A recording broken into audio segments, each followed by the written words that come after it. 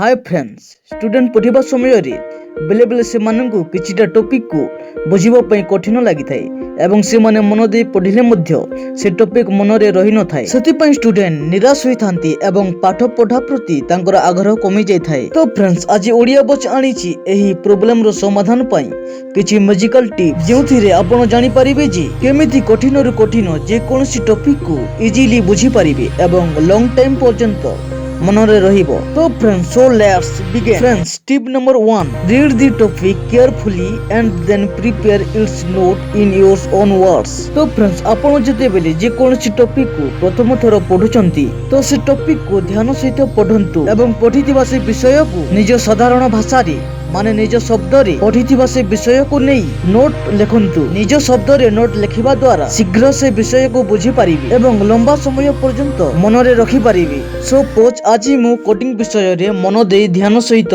पढिबी एवं मु निज भाषा रे बा निज शब्द रे तार नोट लेखिबी आ मु जते बेले चाहिबी से टॉपिक को रिवाइज करि पारिबी एवं ताहा लंबा समय पर्यंत मन रे रहिबो। Friends, tip number 2, use spacing technique. जते बेले आपण नुवा टॉपिक विषय रे पढिबा स्टार्ट करंती सेते बेले आपण एहा भूली जानतु जी से विषय रे आपण कोन जानि छंती। हां, आपण ठीक सुनि छंती, काहे कि ना आपण को दिमाग बिल्कुल गुटिए कंप्यूटर जे कि हैंग होय थाए जेते बेले आपण दी प्रकार इंफॉर्मेशन देई थांती। ता माने आपण जेते बेले पुराना एवं नुवा इंफॉर्मेशन को जोड़ी दियंती सेते बेले आपण को दिमाग कंफ्यूज होई जाय थाए कारण दी प्रकार इंफॉर्मेशन भिन्न भिन्न होय थाए। सेति पई सबकॉन्शियस माइंड एक्सेप्ट करि पारि न थाए, सेति पई पुराना इंफॉर्मेशन को भूली जानतु।